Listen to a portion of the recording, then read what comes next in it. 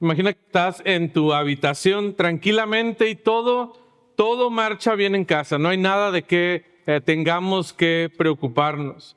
Pero de repente, mientras tú te encuentras allí en tu habitación, escuchas un fuerte estruendo en la cocina.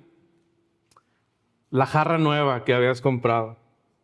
Seguro ya no es la jarra nueva ni está útil para poder usarla en la familia. Desde la habitación, como un buen padre, tratas de averiguar qué es lo que está pasando. Y entonces echamos un grito desde la posición en la que nos encontramos y decimos, ¿qué pasó?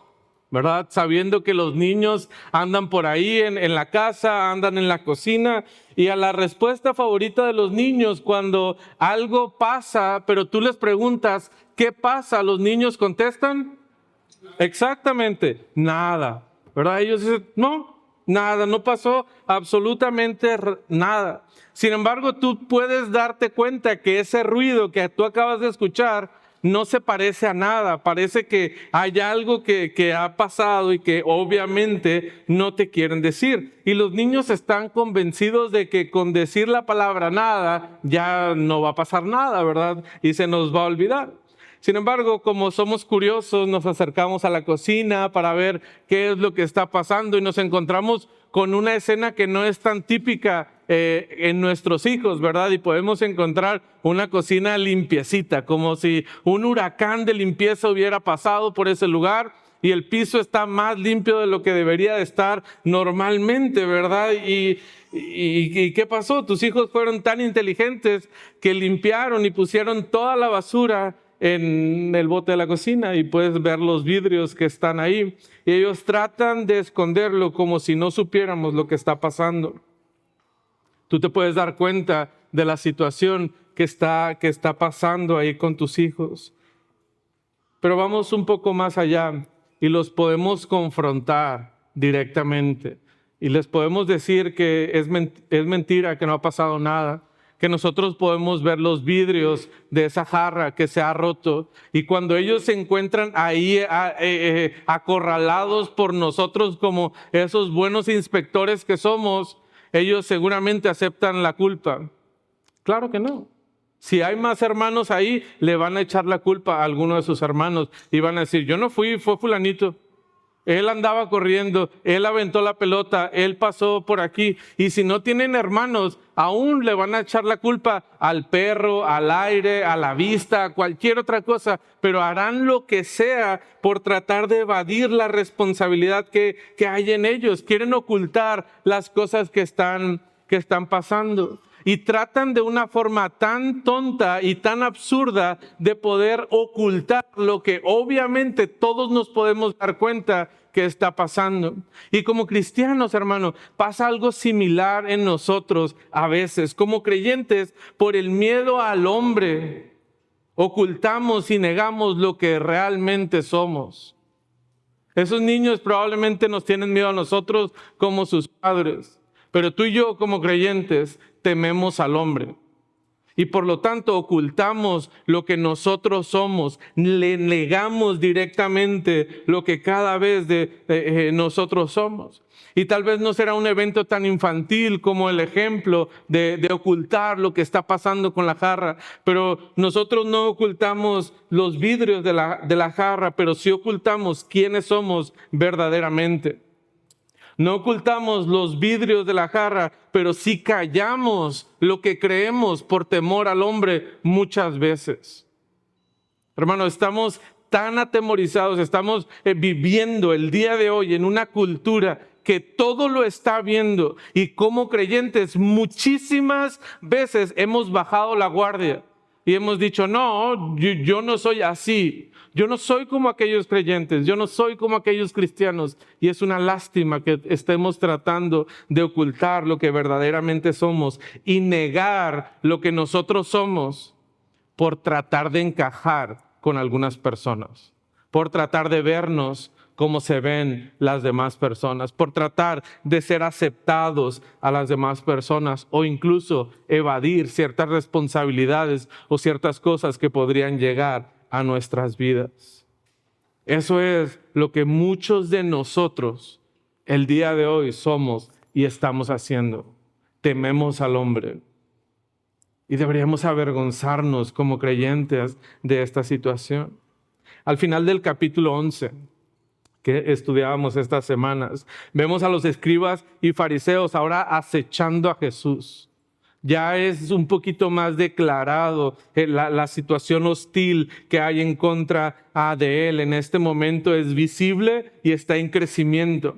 En la medida que Jesús está hablando con los creyentes, que está hablando con los discípulos alrededor, ahora puede notar el peligro que se acerca en cada uno de ellos. Y vamos a ver cómo Jesús quiere preparar a sus discípulos, cómo quiere preparar a esos 12 que le acompañaban, cómo quiere a preparar a esa multitud para los diferentes peligros que estarían enfrentando, pero también cómo el Señor quiere hablarnos a nosotros y ver cómo podemos reaccionar ante ese miedo al hombre que nosotros tenemos tantas veces. Miremos el pasaje de Lucas 12 a ver cómo el Señor quiere hablarnos el día de hoy. Versículo 1, en esto, juntándose por millares la multitud, tantos que unos a otros se atropellaban, comenzó a decir a sus discípulos primeramente: guardaos de la levadura de los fariseos, que es la hipocresía. Y lo primero que el Señor va a hablarnos a nosotros en esta mañana es que Jesús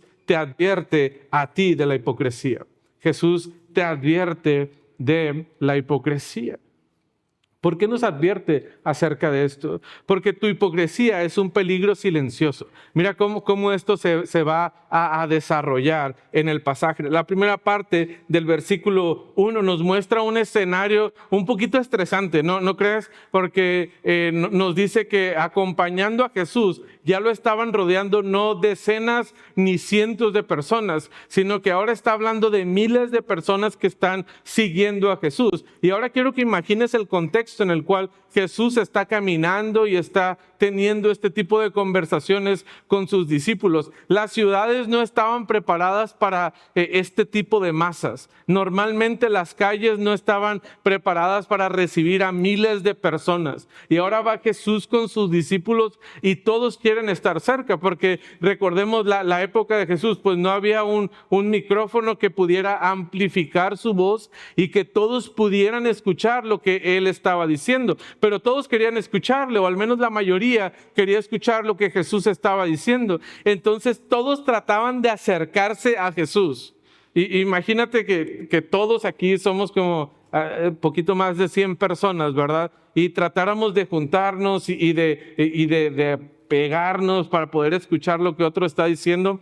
Pero ahora eso imagínalo con miles de personas y en el contexto en el que se estaba llevando. Y era un poquito difícil esa escena en la cual Jesús está caminando. Y en medio de todo ese caos que está pasando con Jesús, Él empieza a hablar a sus discípulos. Él empieza a darles cierta lección que será importante. Y de hecho esta es la primera de varias lecciones que Jesús estará tratando de dar a sus discípulos en los siguientes capítulos, como preparándolos para este tiempo en el que Jesús va a estar con ellos, pero también el tiempo en el que Jesús no estará con sus discípulos. Y el primer señalamiento que Jesús les dice a sus discípulos es que ellos deben de guardarse, deben de tener cuidado de la levadura de los fariseos.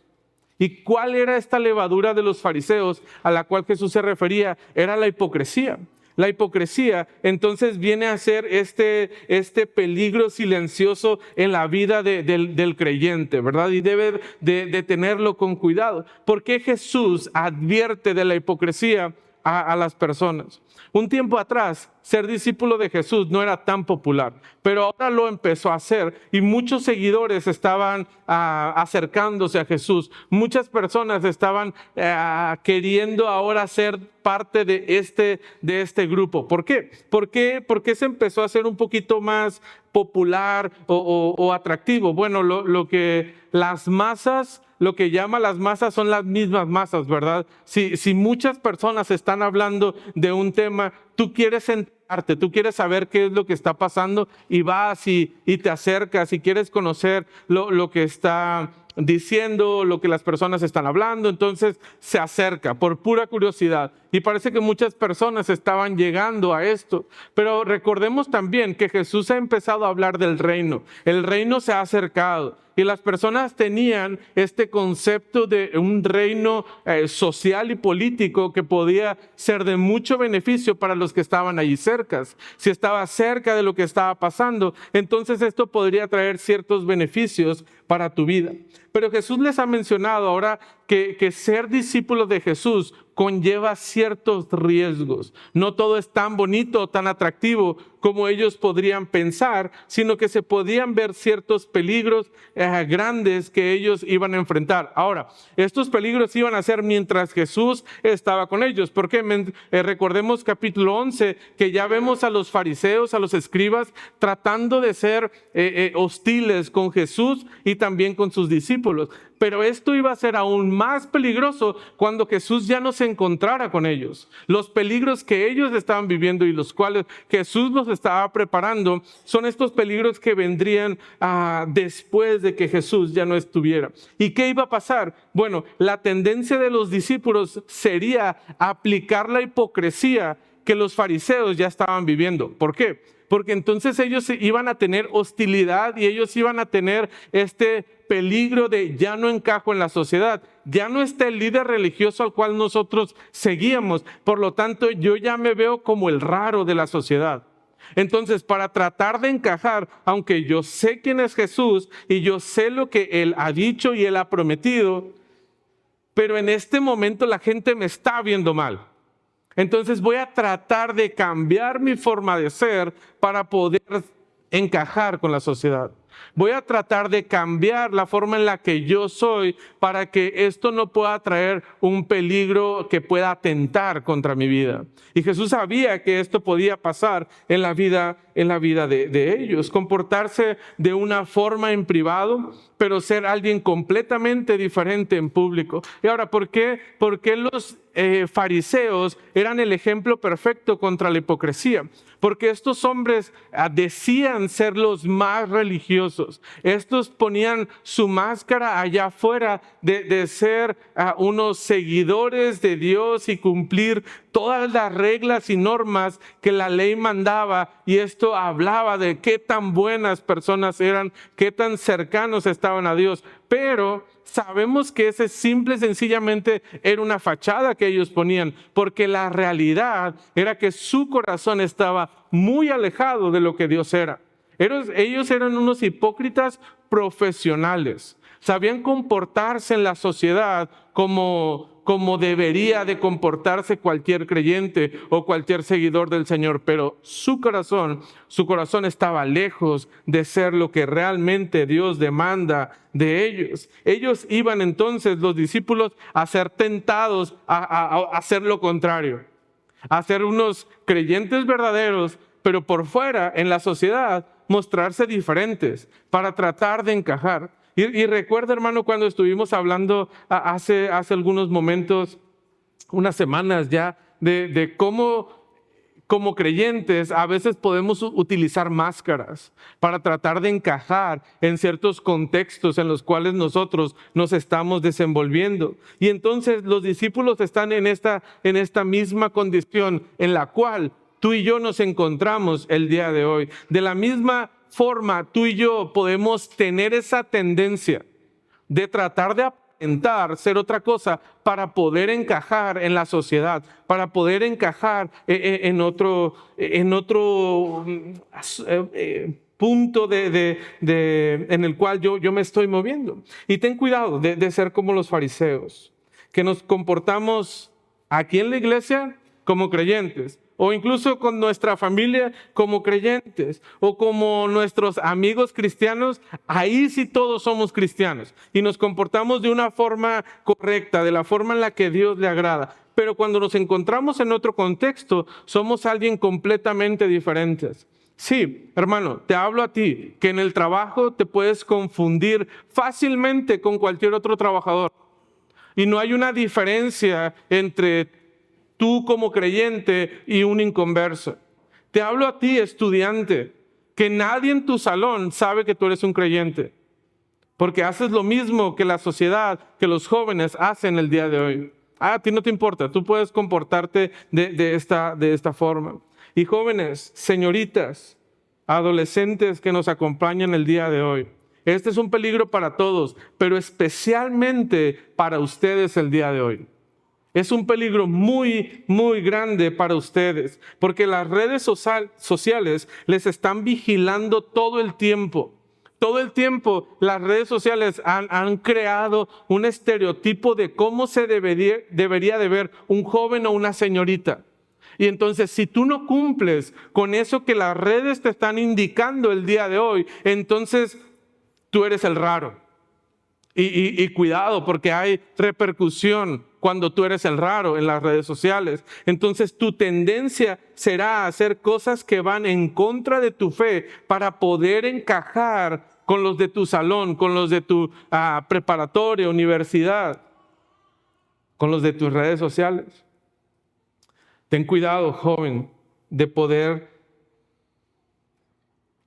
rebajar lo que es ser cristiano, rebajar el evangelio con tal de encajar en la sociedad.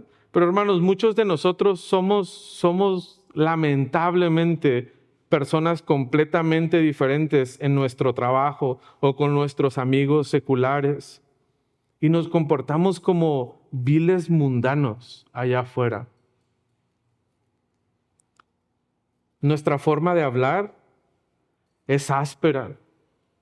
Nuestra forma de hablar, algunos de nosotros que estamos aquí, somos de los más groseros allá afuera.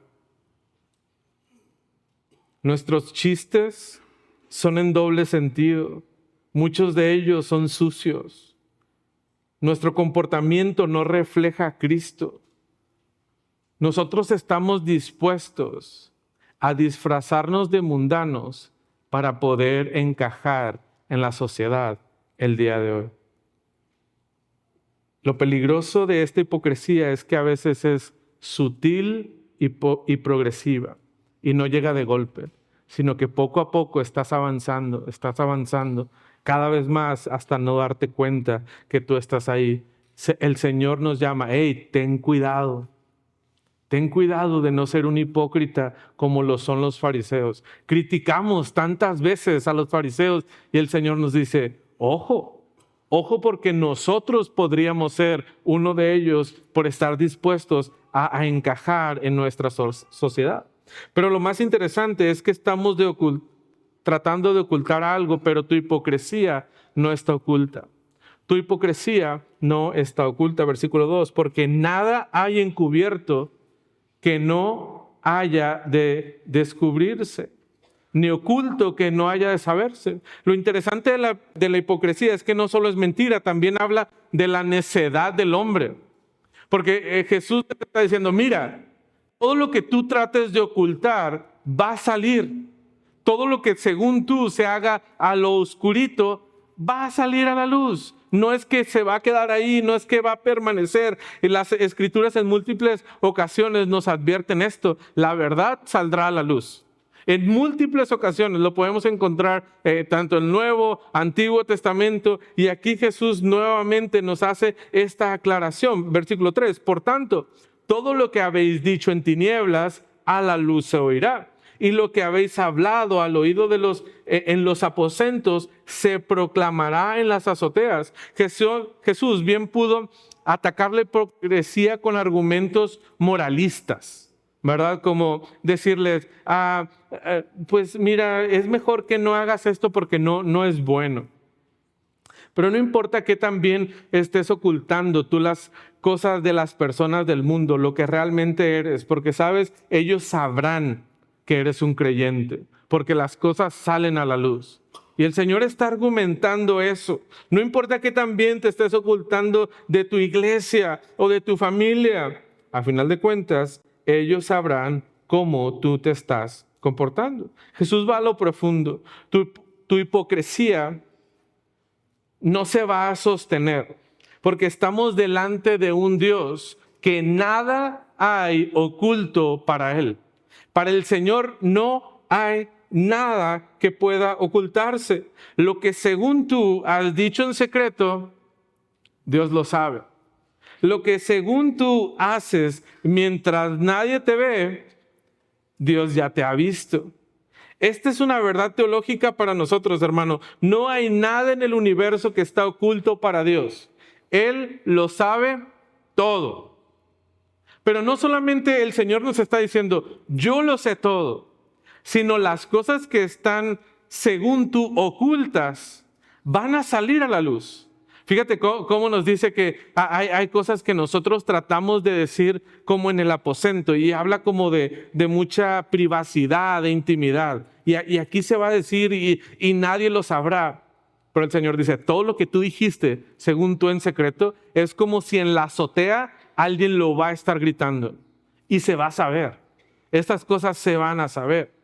Y hermano, eso debería ser algo para nosotros que primeramente nos debería de dar miedo si estamos haciendo este tipo de cosas. Pero también, hermano, deberíamos de no engañarnos a nosotros mismos. No seas necio. No hay forma en que tú puedas ocultar estas cosas a Dios. No hay forma en la que tú puedas mentirle. Sí, deberíamos de ponernos a pensar en estas cosas que según tú nadie sabe. Échale coco ahí, ¿verdad? ¿Qué es eso que estoy tratando de ocultar?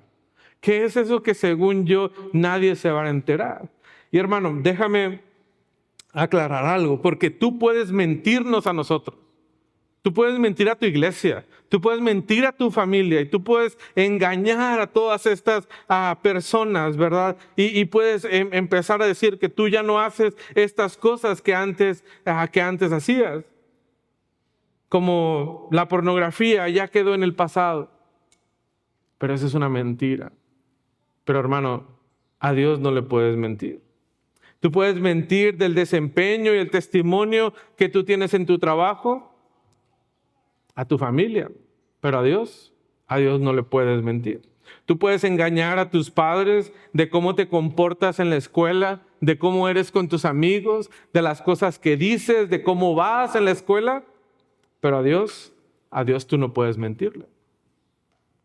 Hermano, quiero animarte a que podamos examinar nuestro corazón y que podamos examinar nuestra vida hoy. ¿Cómo qué cosas estás viendo en oculto? ¿Qué cosas estás haciendo o diciendo donde según tú nadie te está viendo? ¿Por qué? Es que quiero encajar con ciertas personas. Quiero sentirme parte del grupo. Quiero hacer lo que otros hacen. Quiero sentir lo que ellos sienten. Entonces, quiero ser parte de. Ten cuidado. Examina tu corazón. Hermano, ¿te comportas igual aquí y en cualquier otro lugar donde tú estás? ¿Tú hablas aquí como hablas con tus amigos allá afuera? ¿Cómo te comportas? ¿Qué es lo que dices? Y hermano, esto cuando pensamos en las cosas que están ocultas, van a salir a la luz y se sabrán todas estas cosas. Esto puede generar un miedo en nosotros. ¿Sabes?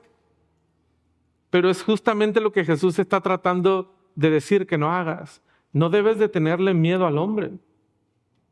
De hecho, Jesús nos pone en la perspectiva correcta. Y esto nos lleva al segundo punto, hermano.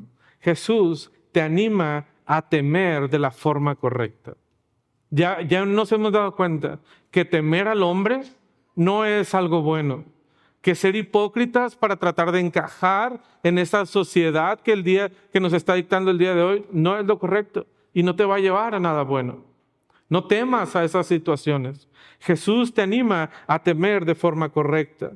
Mira lo que dice el versículo 4 y cómo empieza este pasaje tan bonito. Más os digo, amigos míos, ya no solo son sus discípulos, ya no solo son sus seguidores. Ahora Jesús les habla con amor y les dice, amigos míos. Jesús está mostrando su corazón hacia sus discípulos y estas eran personas que él amaba. Y consideremos esto, Jesús está a punto de hacer una advertencia bien fuerte en contra de los discípulos, que ellos deben de tener muy en cuenta en sus vidas. Y Él lo quiere hacer, esta advertencia que incluye el infierno, para que nos demos cuenta de cómo va la situación. Cuando hace esta exhortación, lo hace desde un punto amoroso, un punto en el que Él muestra el amor que Él tiene con las personas. Y cuando hacemos una exhortación así de fuerte, es más conveniente hacerlo desde esta posición en la que mostramos realmente el amor que tenemos con la persona y no hacerlo de una forma de intimidación hacia la persona. Y Jesús quiere mostrarlo entonces que debemos de temer al Dios Todopoderoso. Mira lo que dice el versículo 4. Teme al Dios Todopoderoso. Más os digo, amigos míos, no temáis a los que matan el cuerpo y después nada más pueden hacer. ¿Qué les advierte Jesús? No teman estas situaciones. No te preocupes por lo que las personas te puedan decir. No te preocupes por lo que puedan pensar de ti. No te preocupes por las personas que te ven mal y te pueden hacer sentir incómodo. No te preocupes por los que te pueden agredir. No te preocupes por quienes incluso pueden atentar contra tu vida. Y probablemente alguno dijo, a ver Jesús, ok, no me preocupo por todas estas cosas, está bien. Pero luego les dice, esto de atentar contra mi vida, esto sí me preocupa un poco. Y entonces probablemente aquí sí estoy dispuesto a ceder para que no vayan a atentar contra mi vida. Y Jesús nos dice, no te preocupes por eso tampoco. Realmente es algo por lo que no tienes que preocuparte, porque ¿sabes qué? Dice, no pasa de que te quiten la vida. Y eso como que choca un poquito para nosotros, porque para nosotros es muy valioso y para el Señor también. Pero el Señor dice, mira, no tienes que preocuparte por esto. Pongámonos serios. Mira, versículo 5. Pero os enseñaré a quien debéis temer. No temas al que te puede atentar incluso contra tu vida. Yo voy a enseñarte a quién debes de temer. Temed a aquel que después de haber quitado la vida, tiene poder de echar en el infierno. Sí, os digo, a este temed. Caray. Entonces, todo lo que me puede pasar en esta vida terrenal en contra de mí no es algo digno de temor. Esto cambia completamente la forma en la que nosotros vivimos. Esto cambia completamente la forma en la que nosotros vemos la vida.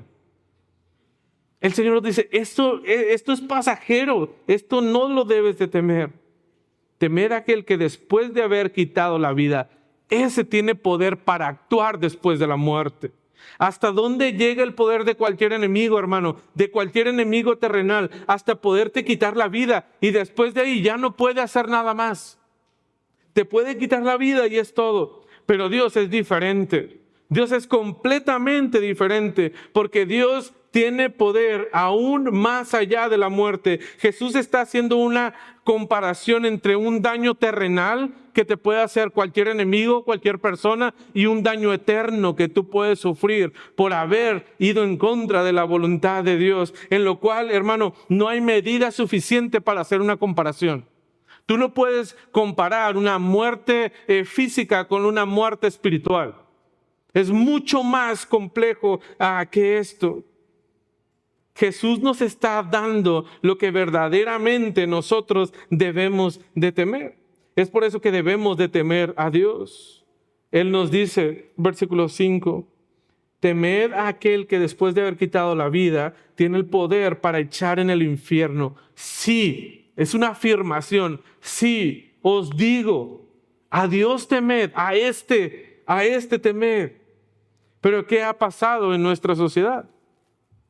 Hermano, ya no vemos a este Dios todopoderoso, sino que tenemos a un Dios como alguien muy buena onda, alguien al cual no deberíamos de temer, un Dios que es todo amor, un Dios en el cual está de acuerdo con todas las cosas que está pasando. Pero Jesús nos está presentando al verdadero Dios, al Dios todopoderoso, a un Dios que es digno de ser temido por cualquier persona. Esto es lo que el Señor nos está mandando. Jesús nos presenta a Dios como alguien justo, alguien que hará lo necesario para ir de acuerdo con su carácter. Y esto implicará entonces castigar a todo aquel que ha rechazado a Jesucristo como su Salvador. Eso es lo que el Señor está diciendo. Hermano, pero por favor, no hagamos de Dios todopoderoso, 3 veces santo, el Dios buena onda. No vayamos con lo que esta sociedad está haciendo. Y cuando queramos hacer esto, pensemos nuevamente en Isaías. Y déjame leerte estos versículos, porque me encantan la forma en la que Isaías refleja la visión que él acaba de hacer y cómo esto debería de llenarnos de temor. En el año en el que murió el rey Usías, vi yo, hablando Isaías, al Señor sentado sobre un trono alto y sublime, y sus faldas llenaban el templo. Por encima de él había serafines, cada uno tenía 6 alas, con 2 cubrían sus rostros, con 2 cubrían sus pies y con 2 volaban. Y el uno al otro daban voces diciendo: Santo, Santo, Santo, Jehová de los ejércitos, toda la tierra está llena de su gloria. Y los quiciales de las puertas se estremecieron con la voz del que clamaba, y la casa se llenó de humo. Entonces dije: ay de mí, que soy muerto, porque siendo hombre inmundo de labios y habitando en medio de un pueblo que tiene labios inmundos, han visto mis ojos al Rey, Jehová de los ejércitos. Hermano, ese es el Rey de majestad. Ese es el único Dios al que nosotros debemos de temer y debemos de estar atemorizados por el poder y la obra que Él puede hacer. Este es el Dios. No es un Dios buena onda, no es un Dios lleno de amor solamente. Y hermano, claro que Dios es amor. Claro que Dios muestra su amor. Está hablando con sus hermanos y les dice: queridos amigos míos, les está mostrando su amor, pero eso no exenta su santidad, no exenta su justicia y el poder que Dios tiene como ese Rey, Jehová de los ejércitos. Hermano, tengamos un concepto correcto de quién es Dios. Y cuando tenemos un concepto correcto de quién es Dios, entonces debemos actuar de forma correcta en cualquier lugar donde nosotros nos encontremos. Porque sabemos y estamos conscientes que Dios actuará de acuerdo a su carácter. Ese carácter 3 veces santo, ese Dios lleno de justicia que castigará al pecado. No temas a estas cosas pasajeras. Mira, como máximo nos dice el Señor, puedes perder la vida. Pero no te preocupes, porque tú temes verdaderamente al que puede actuar mucho más allá de la muerte y en el cual pueden haber consecuencias eternas para tu vida. Pero este no es un pasaje pesimista que nos quiere dejar como atemorizados de este Dios que solamente quiere hacernos sufrir y llevarnos a la muerte si es necesario. No, Jesús nos muestra que el Dios Todopoderoso te cuida. Dios quiere mostrarte también esta faceta acerca de Dios. Versículo 6, Jesús nos pone un ejemplo muy cotidiano. ¿No se venden 5 pajarillos por 2 cuartos? Con todo, ni uno de ellos están olvidados delante de Dios. Hermano, esto es algo tan cotidiano para las personas que estaban ahí escuchando a Jesús. Y nos habla de pajarillos, o sea, alimento que se utiliza, pajaritos que se utilizan para comer. Era una proteína muy económica en esos tiempos, los pajaritos. Se dice que el precio normal era de 2 pájaros por 1 centavo. Y aquí el Señor nos está diciendo, bueno, Él está diciendo, si compras 4 pájaros, aquí aparte te van a regalar uno, ¿verdad? 5 pajarillos por 2 cuartos. Es una super oferta y probablemente todas las personas conocían de estos tratos que se hacían. De cosas tan económicas y tan efímeras que veían ahí. Y lo que Jesús quería demostrar era el poco valor comercial que tenían estos pajaritos, estos animales para la sociedad. Pero luego nos da una verdad muy sorprendente. Nos dice, mira, con todo esto, ni uno de ellos está olvidado delante de Dios. Estos pajarillos que no valen ni un centavo, Dios tiene cuidado de estos pajaritos. Ese Dios todopoderoso que tiene poder para actuar en esta vida, pero también tiene poder para actuar en la eternidad, tiene cuidado de estos pajaritos que para la sociedad no valen nada. Wow, esto es interesante. Ese Dios todopoderoso es un Dios amoroso y es un Dios que debe ser temido. Él es el que juzga con poder y que cuida, pero que protege a los pajaritos y también protege a los tuyos. Versículo 7.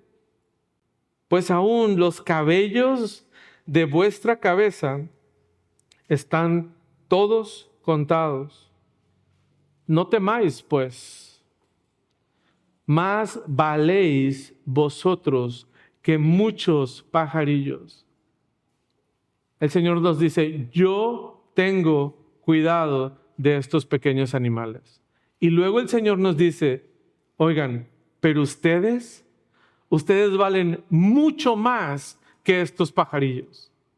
Ustedes valen muchísimo más. El Señor tiene cuidado de nosotros. Hasta las cosas más cotidianas como nuestro pelo, ¿verdad? ¿Cuánto pelo hay en nuestra cabeza? El Señor lo sabe, pero ¿por qué hace esta referencia? Simple y sencillamente para ver el cuidado que Dios tiene. Es decir, el Señor está prestando atención de todas las cosas que pasan en tu vida. Y Él las está cuidando y Él te está protegiendo y Él está teniendo ese cuidado especial con sus hijos. Hermano, Jesús te dice el día de hoy a ti, no temas, pues tú vales mucho más que estos pajarillos. Hermano, no temas. No tienes nada por qué tener temor de lo que pueda pasar en tu vida. ¿Por qué? Porque el Dios Todopoderoso te está cuidando. El Señor te dice, si tú me temes a mí, yo voy a cuidar de ti. No te preocupes, Dios está cuidando de ti. Descansa en esta preciosa verdad. Esto debería llenar tu vida de paz. Pero es que los de mi cuadra no me quieren porque pues yo soy el cristiano y no salgo a tomar con ellos el sábado, entonces me ven feo. No importa. Dios tiene cuidado de ti y Dios va a darte paz en medio de situaciones difíciles. Estás buscando esa ancla de tu vida que va a darte seguridad en medio de esta sociedad tan mala y tan difícil que estamos viviendo. Hermano, Dios es la respuesta. Dios te puede dar esa tranquilidad que tú quieres. Estás buscando esa paz para tu vida que no has podido encontrar en cualquier otro lugar. Dios es la respuesta. ¿Tienes miedo y preocupaciones por el futuro? Adivina qué, Dios es la respuesta. Dios es quien puede darnos esa tranquilidad. Dios es el que tiene el poder para actuar y para cuidar nuestra vida. Por lo tanto, no trates de encajar. No trates de actuar en consecuencia por el temor al hombre. No confía en este Dios. Teme al Dios que puede afectar tu vida presente, pero sobre todo tu vida eterna. Teme a ese Dios que cuida de ti en cualquier situación que tú te encuentres, por más difícil que ésta sea. Hermano, recuerda, tú vales mucho más para el Señor que estos pajarillos. Y Dios tiene cuidado de ellos. Dios tiene también cuidado de ti. No tengas miedo. Y esto nos lleva al último punto de este sermón. Jesús te promete seguridad. Jesús te promete seguridad. Versículo 8. Os digo que todo aquel que me confesare delante de los hombres, también el Hijo del Hombre le confesará delante de los ángeles de Dios. Mas el que me negare delante de los hombres será negado delante de los ángeles de Dios. En estos dos versículos Jesús lo pone muy claro. Jesús te promete seguridad, pero debes de ser congruente en lo que crees y en lo que vives. Tú debes de ser congruente en lo que crees y en lo que vives. Versículo 8. Tan sencillo como esto. Todo aquel que me confiese delante de los hombres, todo aquel que esté dispuesto a mostrarse como un verdadero cristiano allá afuera, delante de los hombres, que no tiene miedo de lo que el hombre va a opinar acerca de él, que está dispuesto a no ponerse una máscara, sino ser un creyente verdadero, que confiese delante de los hombres, también Dios le va a confesar delante de los ángeles de Dios. Dios va a tener ese cuidado especial de ti. Pero viene el contraste. Pero el que quiere ponerse una máscara allá afuera y negar su fe y negar que conoce a Cristo, pues entonces él también será negado delante de los ángeles de Dios. Y parece que el pasaje nos está poniendo delante de un tribunal, ¿verdad? Y se van a presentar las pruebas. ¿Qué va a pasar? Bueno, si tú negaste a Cristo, si tú negaste tu fe, aquí tienes las consecuencias.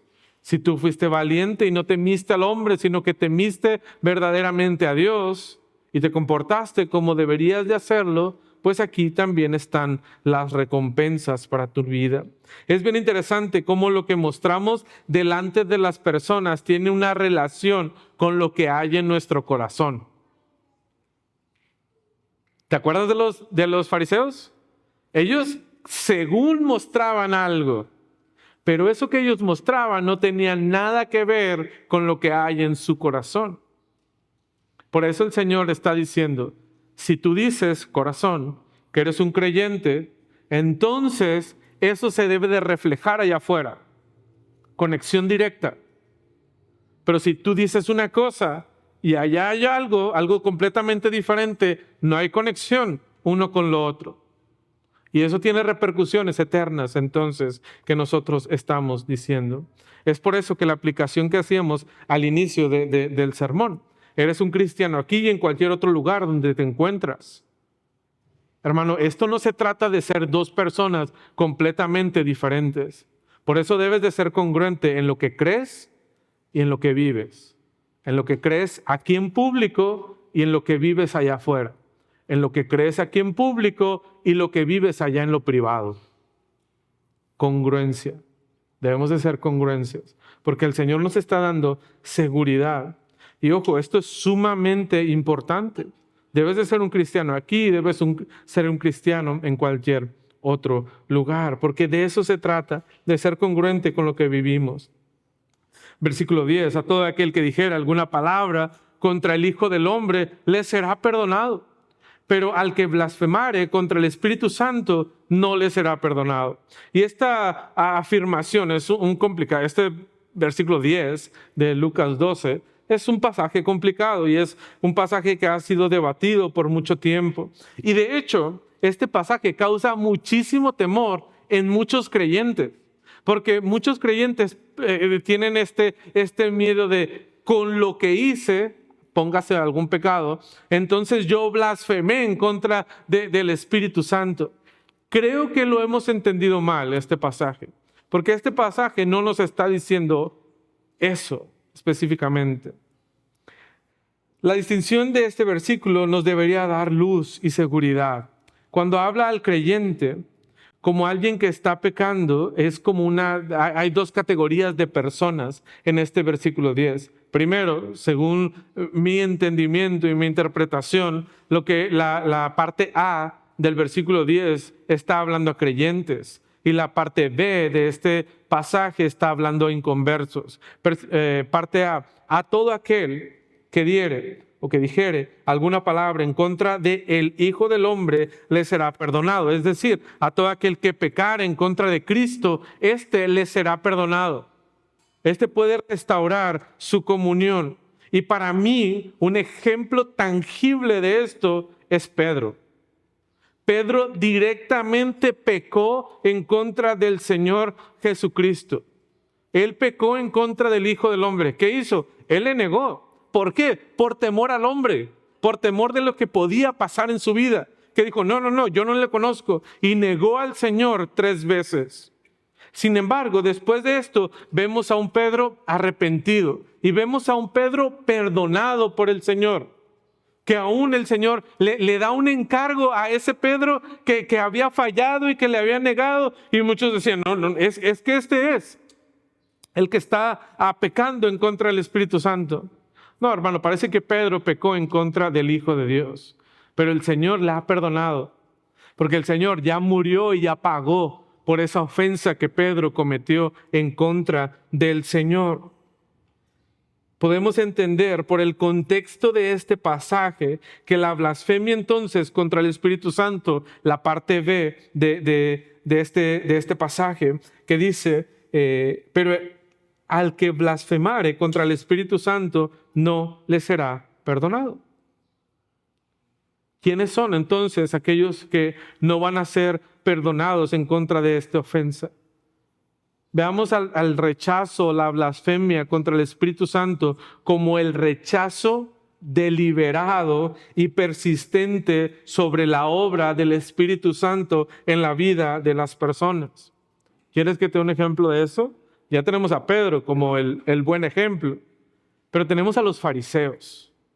Los fariseos estuvieron dispuestos a blasfemar en contra del Espíritu Santo con tal de mantener su vida, su estatus, la forma en la que ellos vivían. Estos, ¿qué hicieron? Atribuyeron las obras que Jesús estaba haciendo, ¿a quién?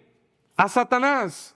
Es obra de Satanás, decían ellos cuando hacía sus milagros. Estaban dispuestos a poner el poder o lo que Jesús estaba haciendo como algo diabólico en vez de darle el reconocimiento al Espíritu Santo que estaba obrando a través de la vida de Jesús. Ellos estuvieron dispuestos a hacer estas cosas. Y ahí yo creo que este es el rechazo deliberado y persistente a lo que el Señor se refiere. Estos ya están apartados de mí.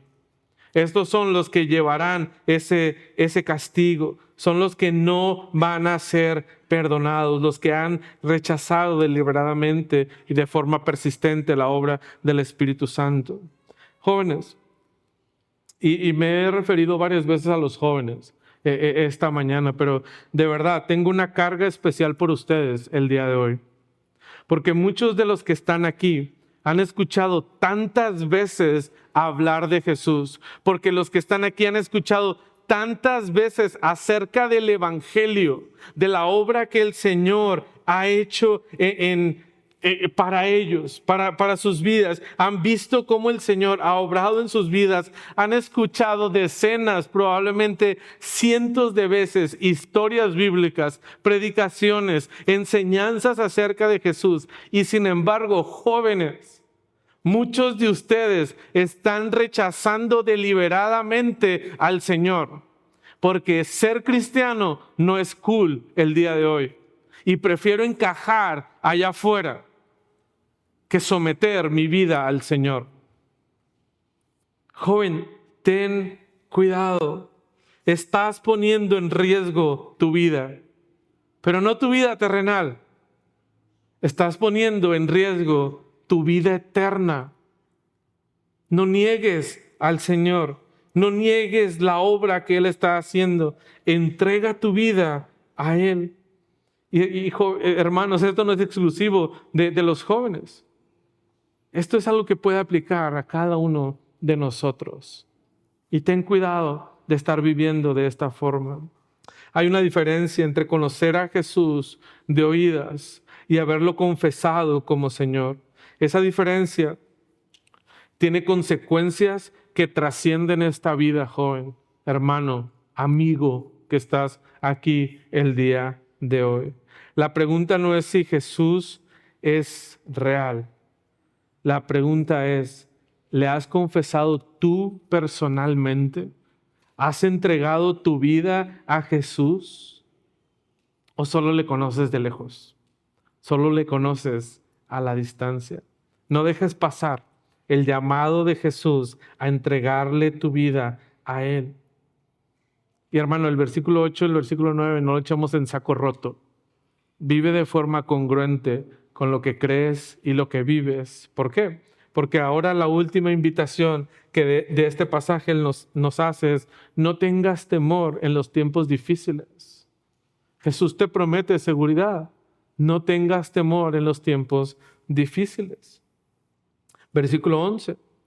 Cuando os trajeren a las sinagogas y ante los magistrados y las autoridades, no os preocupéis por cómo o qué habréis de responder o qué habréis de decir. Mira cómo Jesús menciona varios escenarios en los cuales sus discípulos, sus oyentes y nosotros podríamos enfrentar. Cada uno de estas, sin importar si es un contexto religioso, judío, administrativo, gubernamental, el Señor nos está diciendo: mira, no se preocupen. Sin lugar a dudas, estos lugares son de preocupación, especialmente en unos años para estos discípulos que estaban escuchando a Jesús. ¿Por qué? Porque el identificarse con Jesús en los tribunales para ellos podría significar perder la vida. Y el Señor, aún en esta circunstancia que ellos van a vivir, les dice: no se preocupen, no hay nada de qué preocuparse, porque Jesús les da una excelente noticia. Ustedes, si están preocupados de qué le tengo que decir a la persona que está juzgando mi caso, que me está preguntando acerca de esta situación que está pasando, si soy creyente, si no soy creyente, si sigo a Jesús, si no sigo a Jesús, les dice: no se preocupen. Cuando ustedes estén allí, bajo la presión de la sociedad y las personas que están hostigándoles, cuando no sepan qué decir, cómo responder a los cuestionamientos, no se preocupen, versículo 12, porque el Espíritu Santo os enseñará en la misma hora lo que debáis decir. Hermano, la obra del Espíritu Santo es real en la vida del creyente. No es un concepto, es algo real. Y Jesús les dice: cuando estén en estas situaciones complicadas en las cuales les estén preguntando y exigiendo acerca de lo que ustedes deben de decir o contestar, no te preocupes, porque el Espíritu Santo obrará en el momento correcto en nuestras vidas. Y hermano, esto es para cuando nos encontremos en situaciones difíciles. Si tú tienes una responsabilidad de enseñar, de contestar, no estés diciendo: bueno, el Espíritu Santo me va a decir y a ver qué se me ocurre en ese momento. No está hablando de esto el pasaje. El momento está hablando este pasaje de momentos difíciles y situaciones en las que somos atacados y somos cuestionados acerca de nuestra fe. Y en esos momentos el Espíritu Santo va a actuar en ti y te va a dar las respuestas necesarias que tú tienes que decir para mostrar lo que crees y lo vivas de esa misma forma y lo digas a las personas ante la confrontación de tus amigos. Hermano, tú cuentas con la ayuda del Espíritu Santo en esos momentos. Ante la burla y el rechazo en tu trabajo, hermano, tú cuentas con la ayuda del Espíritu Santo en esos momentos. Ante el desprecio de tu familia por ser un creyente, tú contarás con la ayuda del Espíritu Santo en ese momento. El creyente tiene la mejor ayuda que existe para enfrentar las diferentes pruebas en nuestra vida. Confía en la obra del Espíritu Santo que Él está haciendo, porque Jesús te promete esa seguridad. Él te dice que esto va a suceder. Por lo tanto, esto es algo real, esto es algo que va a suceder. Hermano, la hipocresía, el miedo al hombre son los dos síntomas del mismo problema.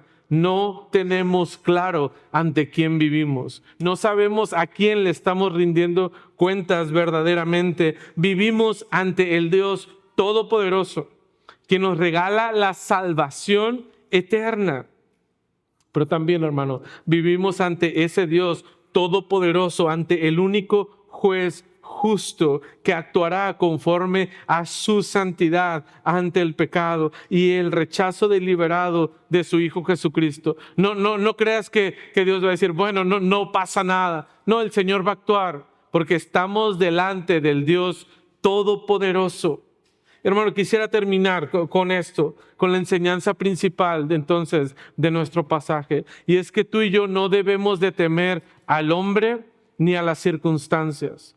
Tú no debes de temerle a nada que esté pasando en tu vida, a la opresión, a las calumnias, al rechazo, a tu familia que no te quiere.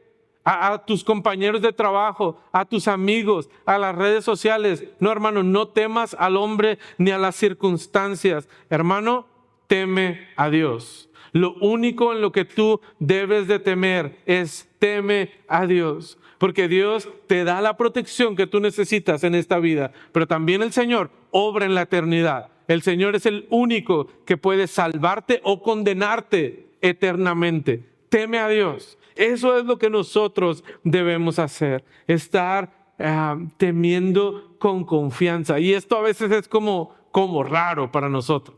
¿Cómo que voy a temer, pero también voy a confiar? Pues eso es parte de poner nuestra fe ante el único Dios verdadero. Témele a Él. Un momento más vamos a estar cantando el himno de No temas, que cantábamos hace un momento.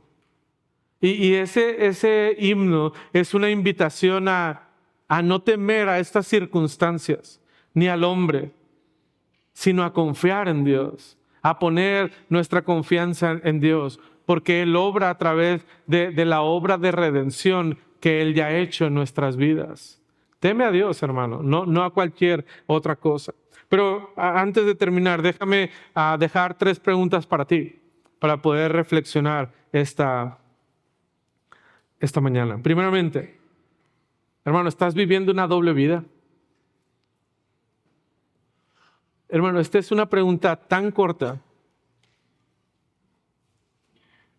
pero con grandes implicaciones.